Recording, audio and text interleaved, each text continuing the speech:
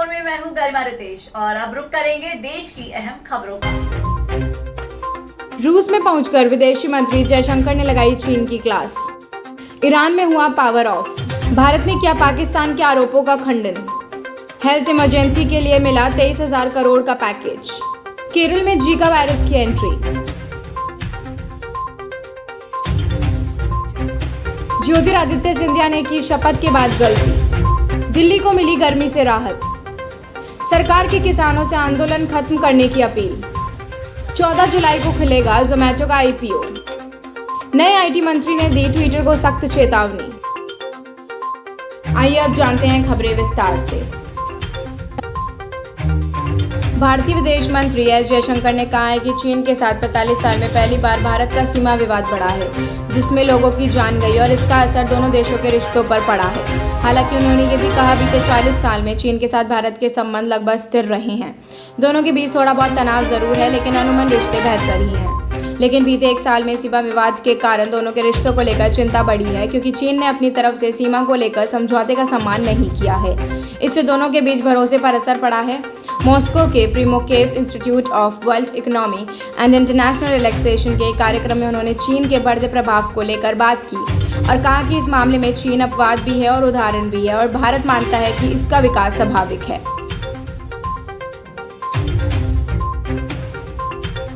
Iran के राष्ट्रपति हसन रूहानी ने इस सप्ताह टीवी पर कहा कि सूखे की वजह से देश की ज्यादातर पनबिजलियां परियोजनाएं ठप हो गई हैं। उन्होंने कहा है कि साथ ही भीषण गर्मी की वजह से लोग एसी का इस्तेमाल कर रहे हैं, जिससे बिजली की खपत में अचानक बड़ा उछाल आ गया है। रूहानी ने कहा, मैं अपने प्यारे देशवासियों से माफ़ी मांगता हूं, जो पिछले कुछ दिनों से परेशानियों का सामना कर रहे हैं, और मैं उनसे आग्रह करता हूं कि वो सहयोग करें। लोग पावर कट को लेकर शिकायत कर रहे हैं और उनकी बात वाजिब है। सरकार अगले 2 से 3 सप्ताह में इस समस्या का समाधान निकालने की कोशिश कर रही है।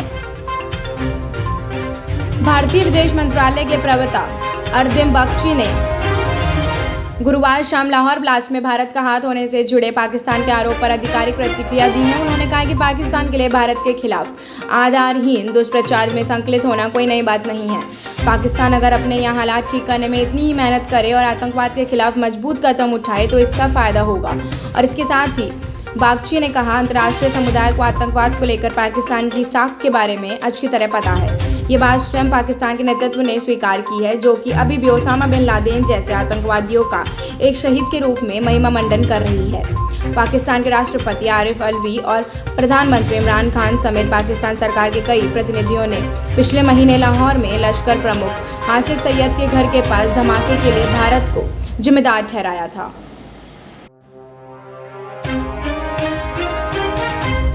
मोदी कैबिनेट विस्तार के एक दिन बाद अपनी नई टीम के साथ प्रधानमंत्री नरेंद्र मोदी ने गुरुवार को वर्चुअली बैठक की।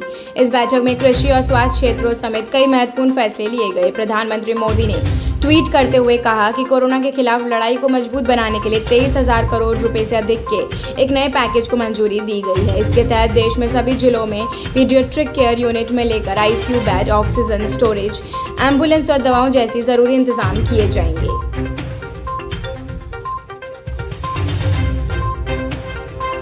केरल में कोरोना वायरस संक्रमण के बीच जीका वायरस के आगमन की पुष्टि हुई है। केरल की स्वास्थ्य मंत्री वीना जॉर्ज ने गुरुवार को जानकारी देते हुए बताया कि राज्य में 24 वर्षीय गर्भवती महिला में मच्छर से फैलने वाली बीमारी जीका वायरस के पहले मामले का पता चला है। स्वास्थ्य मंत्री ने कहा है कि त्रिवंतपुरम में जीका वायरस के 13 अन्य संदिग्ध मामले हैं। उनका कहना है कि टेस्ट के उनके नमूने पुणे में नेशनल इंस्टीट्यूट ऑफ वायरोलॉजी को भेजे गए हैं, जहां से रिपोर्ट आने के बाद ही आगे की पुष्टि की जाएगी।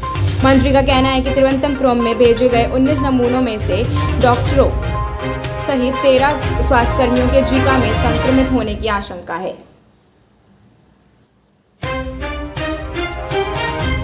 ज्योतिरादित्य सिंधिया को मोदी सरकार में कैबिनेट मंत्री बनाया गया है। उन्होंने नागरिक उड्डयन मंत्रालय का जिम्मा सौंपा गया है, लेकिन बुधवार शाम शपथ लेने के बाद वो राष्ट्रपति का अभिवादन करना भूल गए। शपथ लेने के बाद उन्होंने प्रधानमंत्री समेत दूसरे लोगों को नमस्कार किया और अपनी सीट की तरफ जाने लगे, लेकिन भूल का अंदाजा होने पर राष्ट्रपति की तरफ लौटे और नमस्कार किया।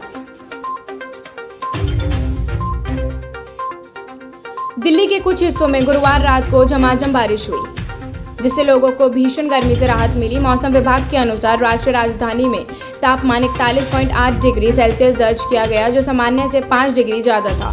दिल्ली में गुरुवार को इस महीने चौथे दिन लू चली।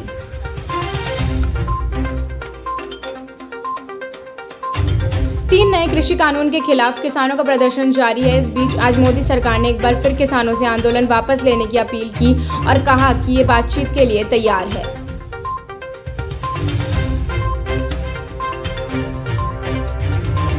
फूड डिलीवरी कंपनी जोमेटो का 9,375 करोड़ रुपए का इनिशियल पब्लिक ऑफर बुधवार 14 जुलाई को खुलेगा, जो 10 जुलाई से शुरू होने वाले जोमेटो के 13वें बर्थडे वीक के साथ होगा।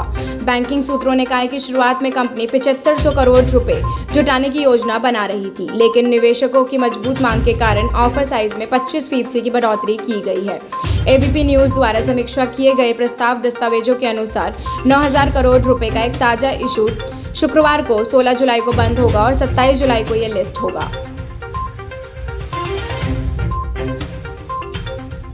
भारत के नए सूचना और प्रौद्योगिकी मंत्री अश्विनी वैष्णव ने आईटी नियमों को लेकर सरकार के साथ ट्विटर के टकराव में संबंध में कहा है कि भारत में रहने और काम करने वाले हर किसी को देश का कानून मानना पड़ेगा। वैष्णव ने दिल्ली में पार्टी मुख्यालय में बीजेपी महासचिव बीएल संतोष से मुलाकात के बाद पत्रकारों से बातचीत में यह बात कहा। उड़ीसा से सांसद वैष्णव ने बुधवार को कैबिनेट मंत्री की शपथ ली थी और उन्हें रेल और आईटी मंत्रालय की जिम्मेदारी दी गई है। इससे पहले वैष्णव ने राज्यसभा में कर्नाटक की एक छात्रा के साथ साइबर बुलिंग का सवाल उठाया था, जिन्होंने ब्रिटेन में ऑक्सफोर्ड यूनिवर्सिटी छात्र संघ के अध्यक्ष का पद छोड़ दिया था। वैष्णव ने इसे नस्लभेद का भी एक गंभीर मामला बताया था। अगर आप स्टेट बैंक ऑफ इंडिया के कस्टमर हैं तो आपको सतर्क रहने की जरूरत है। मीडिया रिपोर्ट्स के मुताबिक आप केवाईसी वेरिफिकेशन के नाम पर हो रही धोखाधड़ी का शिकार हो सकते हैं। मीडिया की खबरों के मुताबिक ऑनलाइन ठगी करने वाले एसबीआई यूजर्स को एक एसएमएस भेज रहे हैं। इस एसएमएस में यह दावा किया जाता है कि एसबीआई की तरफ से इसमें आपसे केवाईसी डिटेल्स का सत्यापित करने के लिए कहा जाता है। एसएमएस में कहा जाता है कि आपका एसबीआई केवाईसी खत्म हो गया है। आपको ईमेल पर भी इसी तरह का मैसेज मिलता है। एसएमएस के एक लिंक होता है। अगर आपने इस एसएमएस के लिंक कर दिया या क्लिक कर दिया तो आप एक ऐसी वेबसाइट पर पहुंचेंगे जो बिल्कुल एसबीआई वेबसाइट जैसी दिखती है। कोरोना वायरस महामारी की वजह से लगातार अपकमिंग फिल्मों की रिलीज डेट में बदलाव किया जा रहा है। कोरोना वायरस की वजह से सिनेमा घर बंद हैं, शूटिंग और पोस्ट प्रोडक्शन का काम भी रुका हुआ है। इस कारण फिल्म निर्माता अपनी फिल्मों की रिलीज डेट टालने को मजबूर हैं। इसी के चलते कन्नड़ स्टार की फिल्म KGF 2 की रिलीज डेट में भी लगातार बदलाव किए जा रहे हैं और बात सामने आ रही है। और इस बीच फिल्म का एक पोस्टर भी लीक हो गया है। बंगाल की खाड़ी से आने वाले मानसूनी हवाओं के स्थापित होने से कल से पूर्वी राजस्थान के कुछ भागों में आंधी तूफान के साथ बारिश में बढ़ोतरी होगी। मौसम विभाग के अनुसार 10 जुलाई को पूर्वी राजस्थान के कोटा, जयपुर, उदयपुर, भरतपुर, अजमेर संभाग के अधिकतर भागों में मानसून के आगे बढ़ने और सक्रिय होने के लिए परिस्थितियां अनुकूल हैं।